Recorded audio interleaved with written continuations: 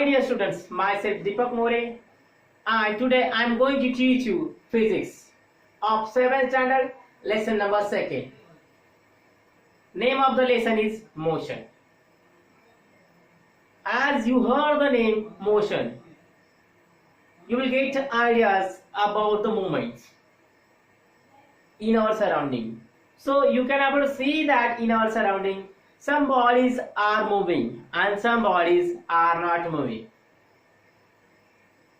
For example, a bus is moving from one place to another place. A man is walking from one place to another place. And a stone is lying on any one place. A book is lying on the table. These examples are giving us some bodies are moving and some bodies are not moving. On the basis of these examples and a body which are moving and the bodies which are not moving, we can able to say that there are two types. The first type is rest and the second type is motion. Though a body which are not moving, that we can able to say that generally they are in a rest position, and the bodies which are moving, we can able to say that body is generally as in a motion. Though today we are going to learn about rest and motion. So we will start the first topic, rest and motion.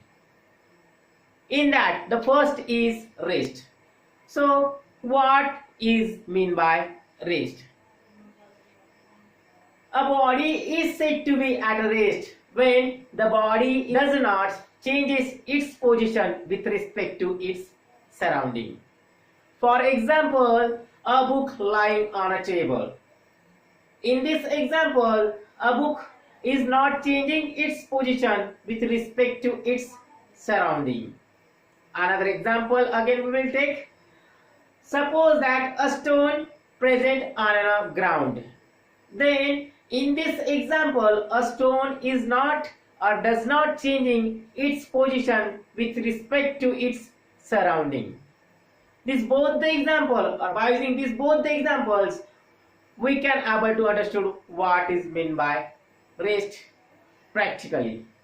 Now the next topic is motion. So what is meant by motion?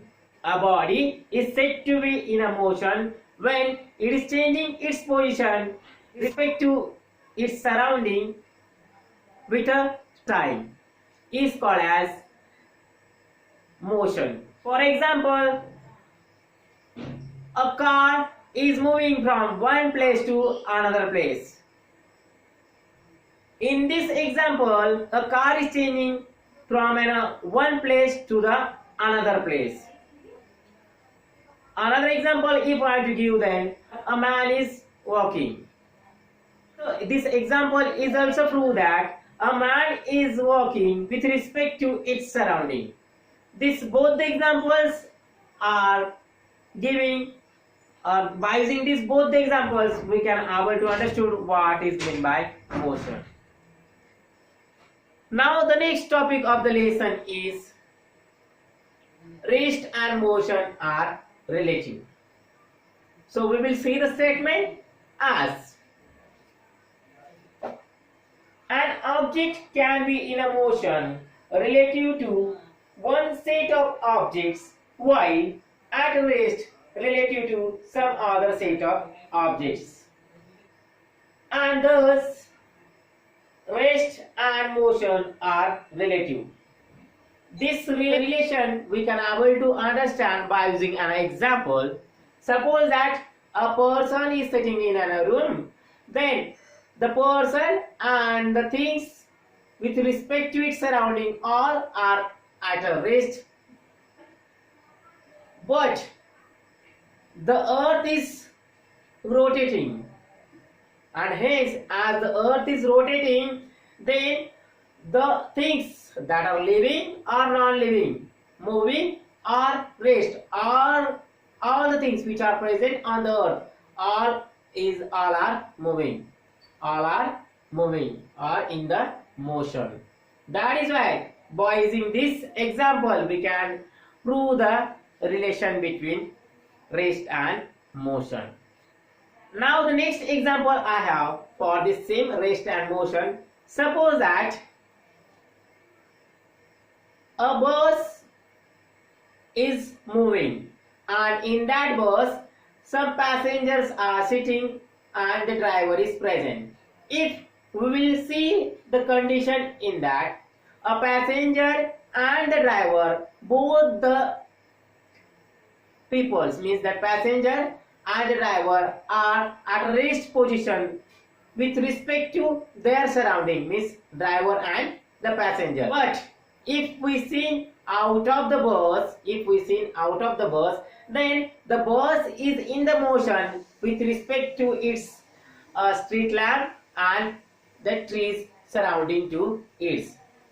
This example also proves that the relativity in rest and motion. Now the next topic of the lesson is types of a motion.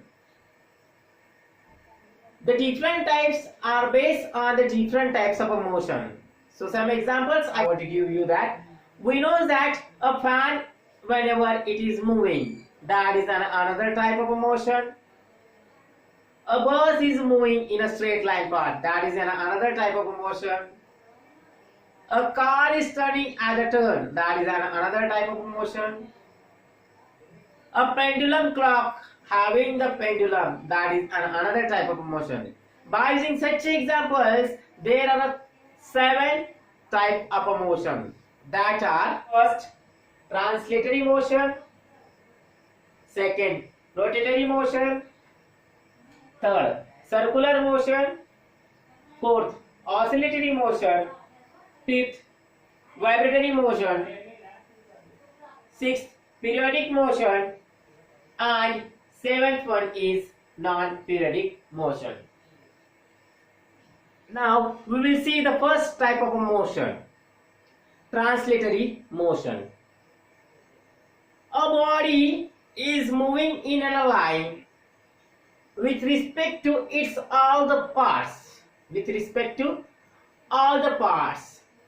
Is called as translatory motion. If an object like a vehicle moves in a straight line in a such way that every point of the object moves through the same distance in the same time, then the motion of the object is called translatory motion. An object moves in a line at the same distance at the same time is called as translatory motion. For example, a cyclist whenever moving on a cycle. In this example, the front wheel of the cycle, where the wheel will move in that same direction, the back will also move. And the person who is sitting on the cycle, that person also move in that same direction. By using this example, we can able to understand what is meant by translatory motion.